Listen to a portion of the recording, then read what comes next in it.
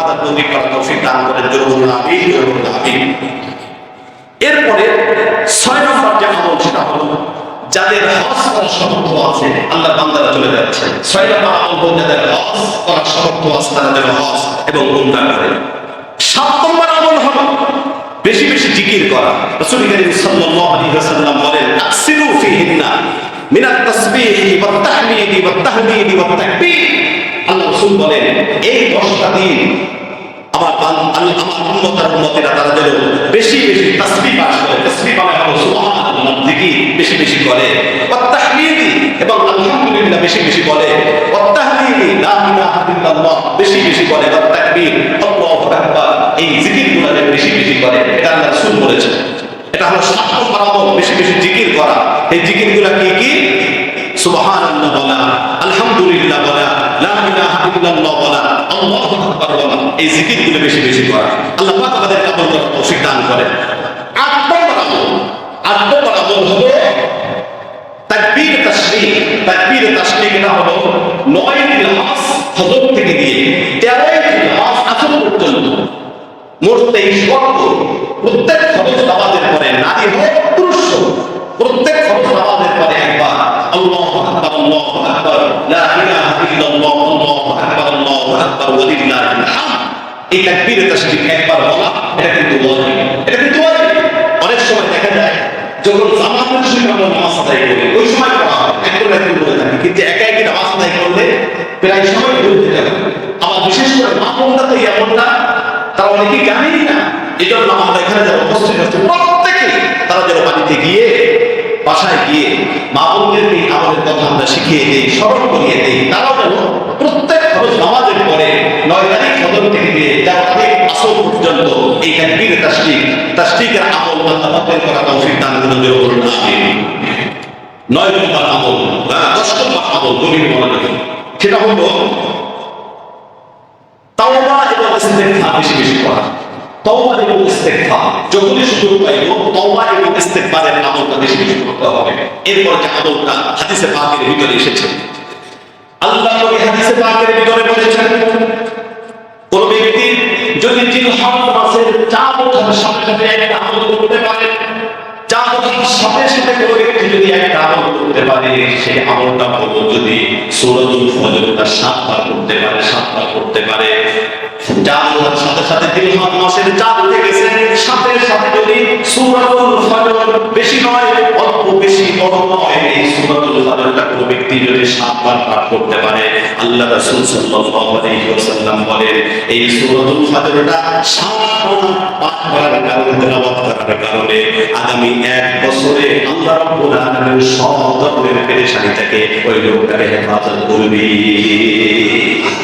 সূরাতুল ফজর একবার তেলাওয়াত 7 বার তেলাওয়াত করলে 4 বছরের সাথে সাথে আল্লাহ পাক 1 বছরের সমস্ত পেরেশানি থেকে, বড় বড় পেরেশানি থেকে আল্লাহ পাক তাকে হেফাজত করবে। জোরে বলুন সুবহানাল্লাহ। এই হাদিসের তাশরীহ ব্যাখ্যা বিদায় মুহাদ্দিস বলেন যে এই আমলটা করার পরে আল্লাহ রাসূল যেহেতু বলেছেন সমস্ত পেরেশানি থেকে ওই লোকটাকে আল্লাহ হেফাজত করবে। সুতরাং মৃত্যুর পরে কবরে যদি শাস্তি হয়, কবরের শাস্তি একটা পেরেশানি কি কারণে পেরেশানি। সুতরাং যদি এই আমলটা কোনো ব্যক্তি যদি এই দুনিয়াতে যদি বিশ্বাসের সাথে করে, তাহলে ওই লোকটা যদি আগামী 1 বছরের ভিতরে মারাও যায়, আল্লাহ কবরের শাস্তির পেরেশানি থেকে আল্লাহ তাকে হেফাজত করবে। আস্তে বলেন সুবহানাল্লাহ। আমলটা করা যাবে ইনশাআল্লাহ। সূরাতুল ফজর আমরা যদি যারা তেলাওয়াত করতে পারি না, যারা তেলাওয়াত করতে পারে তাদের কাছে যে বলবো দয়া করে একটু সূরাতুল ফজরটা আমাকে একটু 7 বার তেলাওয়াত করে শোনান। এই কাজটা আমরা পারবো না, যারা তেলাওয়াত করতে পারি না তারা তো শুনতে পারবো না। দেখেন আমরা আল্লাহ পাক এই মানব জাতির মুক্তির জন্য এই কোরআনটা দিয়েছেন। এই কোরআনের ফজিলত এমন, কেউ যদি একটা অক্ষর তেলাওয়াত করে এই সওয়াব হয়, যে শুনবে সমপরিমাণ সওয়াব আল্লাহ পাক দান করবেন। সুতরাং যারা সূরাতুল ফজর আমরা তেলাওয়াত করতে পারি না, কোরআন কারীম তেলাওয়াত করতে পারি না, তারা আল্লাহর কাছে গিয়ে তেলাওয়াত শুনতে এতে কোনো সমস্যা নাই। এমনটা করা যাবে ইনশাআল্লাহ। আল্লাহ পাক আমাদেরকে তৌফিক দান করুন। জোরে বলুন আমিন। সবচেয়ে অন্যতম গুরুত্বপূর্ণ যে ইবাদত এই দশকে 10 মানে দশক দিন, সেটা হলো কুরবানির বিধান। এই কোরবানির বিধান এটা অত্যন্ত গুরুত্বপূর্ণ একটা আমল। এই 10, 11, 12 এই 3 দিনে এর চাইতে কোরবানি করার চাইতে উত্তম কোন আমল আল্লাহ পাকের কাছে নেই। কোরবানির বিধানটা অত্যন্ত গুরুত্বপূর্ণ একটি, অতি সহজে অল্প সময় অধিক সবের অধিকারী করার জন্য আল্লাহ রাব্বুল আলামিন এই কোরবানির বিধানটাকে করে দিয়েছেন। এই কোরবানির বিধান এটা কিন্তু সাধারণ কোনো বিধান নয়, এই কোরবানির বিধান নতুন কোনো বিধান নয়। এই কোরবানির বিধান প্রত্যেকটা জাতির উপরে আল্লাহ কোরবানির বিধানটা আবশ্যক করে দিয়েছেন। পবিত্র কোরআনুল কারীমের ভিতরে আল্লাহ রাব্বুল আলামিন সূরাতুল হজের 34 নম্বর আয়াতের ভিতরে কোরবানির বিধান সম্পর্কে আল্লাহ রাব্বুল আলামিন বলেন, ওয়া লিকুল্লি উম্মাতিন জাআলনা মানসাকান লিয়াযকুরু ইসমাল্লাহি আলা মা রাযাকাহুম মিন বাহিমাতিল আনআম।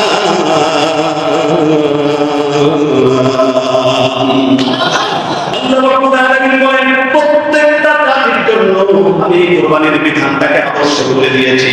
আমার বন্ধুগণ, প্রত্যেকটা জাতির জন্য প্রত্যেকটা সময় আল্লাহ রাব্বুল আলামিন কোরবানির বিধানটাকে আবশ্যক করে দিয়েছিলেন। কিন্তু এই কোরবানির ধরন এক এক যুগে এক এক রকমের ছিল। সব যুগে কিন্তু এই কোরবানি পশুর এই ধরনটা ছিল না।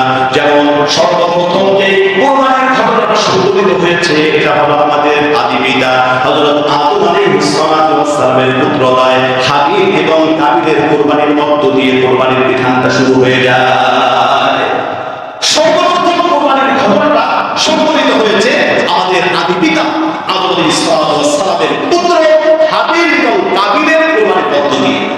এই কোরবানির বিধানটা, এই ঘটনাটা আল্লাহ রাব্বুল আলামিন পবিত্র কোরআনুল কারীমের সূরাতুল মায়েদা 27 নং আয়াত থেকে বিস্তারিতভাবে এই ঘটনাটা বর্ণনা করেছেন। যেমন আল্লাহ রাব্বুল আলামিন বলেন, ওয়াতলু আলাইহিম নাবা ইবনাই আদম বিল হক ইয قربا قربانا فتقبل من أحدهما ولم يتقبل من الآخر قال لأقتلنك قال إنما يتقبل الله من المتقين। আল্লাহ রাব্বুল আলামিন বলেন, নবী হে, আপনি সমস্ত মানুষের সামনে, আপনার উম্মতের সমস্ত মানুষের সামনে, সকল মানুষের সামনে আদম আলাইহিস সালাতু ওয়াস সালামের পুত্রদ্বয় হাবিল এবং কাবিলের কোরবানির ঘটনাটা আপনি বর্ণনা করুন। এরকম কুরবানি আল্লাহ রাব্বুল আলামিন বলেন, যখন দুইজনের কোরবানি করেছিল, একজনের কোরবানি আল্লাহ রাব্বুল আলামিন কবুল করেছেন, আরেকজনের কোরবানি আল্লাহ রাব্বুল আলামিন কবুল করেন নাই। বন্ধুরা আমার, এই ঘটনার বিস্তারিত ভাবে আল্লাহ রাব্বুল আলামিন এখানে বর্ণনা করেছেন। এখান থেকে মস্ত বড় শিক্ষা আমি আপনাদের কাছে পেশ করি, দুজনের সাথে জবাব দিতে হবে। আল্লাহ তাআলা যে ঘটনাটা পবিত্র কোরআনুল কারীমের ভিতরে বর্ণনা করেন, ওই ঘটনার ভিতরে শিক্ষা আছে না নাই বলতে হবে, আছে না? মস্ত বড় শিক্ষা রয়েছে। আদম আলাইহিস সালাতু ওয়াস সালাম এবং হাওয়া আলাইহিস সালাতু ওয়াস সালাম যখন পৃথিবীতে এসেছে, আসার পরে ওই সময় কিন্তু পৃথিবীতে আর কোনো মানুষ ছিল না, মানুষ ছিল না। তা আল্লাহ রাব্বুল আলামিন দয়া করে মেহেরবানি করে হাওয়া আলাইহিস সালাতু ওয়াস সালামের গর্ভে, প্রতি গর্ভে এক এক সাথে দুইটা করে সন্তান জন্মগ্রহণ করতো, একটা ছেলে আর একটা মেয়ে, একটা ছেলে একটা মেয়ে জন্মগ্রহণ করতো। কিন্তু ওই সময় যেহেতু আর কোনো মানুষ নাই, পৃথিবীতে মানুষ আসার মাধ্যম, পৃথিবীতে মানুষ আসার মাধ্যম দেখেছেন নারী আর পুরুষের সংমিশ্রণের কারণে, একে অপরের সাথে মিলিত হওয়ার মাধ্যমে আল্লাহ রাব্বুল আলামিন পৃথিবীতে মানুষ সৃষ্টি করেন। এটা হলো আল্লাহ পাকের স্বাভাবিক নিয়ম। কিন্তু ওই সময় যেহেতু পৃথিবীতে আর কোনো মানুষ নাই, শুধুমাত্র আছে আদম আলাইহিস সালাতু ওয়াস সালাম, হাওয়া আলাইহিস সালাতু ওয়াস সালাম থেকে যে সন্তানগুলো জন্মগ্রহণ করে, তারা ছাড়া আর কেউ নাই। এখন একই মায়ের পেটে যদি জন্মগ্রহণ করে, ছেলে হোক মেয়ে হোক, তাহলে পরস্পর ভাই ভাই। এখন ভাই বোন তাদের ভিতরে বিবাহ, এটা কি জায়েজ নাকি হারাম? দুজন বলেন না, ভাই বোনের বিবাহ এটা জায়েজ না হারাম? যদিও দেখা যাচ্ছে বর্তমান মডার্ন কিছু মানুষ বের হয়েছে, নাস্তিক কিছু নাস্তিক আর বড়দের বের হয়েছে, যারা আল্লাহর বিধানকে মানে না। বাংলাদেশের মতো জায়গায় দেখা যাচ্ছে একের পর এক বহু ঘটনা ঘটে করছে, ভাই তার বোনকে বিবাহ করছে, যেরকম নাউজুবিল্লাহ। এটা কি জায়েজ না হারাম? কিন্তু আল্লাহ রাব্বুল আলামিন বংশ বিস্তারের স্বার্থে আল্লাহ পাক তখন এভাবে জায়েজ করেছেন যে প্রথম গর্ভের ছেলে পরের গর্ভের মেয়ে, প্রথম গর্ভের মেয়ে পরের গর্ভের ছেলে একে অপরের সাথে বিবাহ করা, এটা জায়েজ করে দিয়েছেন আল্লাহ পাক। পৃথিবীতে মানুষ বিস্তার, বংশ বিস্তারের নিমিত্তে আল্লাহ পাক এই বিধানটাকে তখন জায়েজ করে দিয়েছেন। ওই সময় কাবিল, আমরা নামটা মনে রাখবো, হাবিল এবং কাবিল। কাবিল যে ছেলেটা, এই ছেলেটা দুষ্ট প্রকৃতির, দুশ্চরিত্রের, দুষ্ট প্রকৃতির লোক ছিল কাবিল। আর হাবিল সে উত্তম চরিত্রের একটা মানুষ ছিল। তা কাবিলের সাথে যেই মেয়েটা জন্মগ্রহণ করেছে, তার যে বোন, সহজাত বোন, তার নাম হলো আকলিমা। আর হাবিলের সাথে যেই মেয়েটা তার সহজাত বোন জন্মগ্রহণ করেছে, তার নাম হলো লাবুকা বা লেবাসা। এখন কাবিলের সাথে দুষ্ট চরিত্রের সাথে যেই বোনটা জন্মগ্রহণ করেছে, তার যে সহজাত বোন আকলিমা, সে দেখতে অনেক সুন্দরী রূপসী, দেখতে অনেক সুন্দরী রূপসী সুন্দরী। আর হাবিলের সাথে যে মেয়েটা জন্মগ্রহণ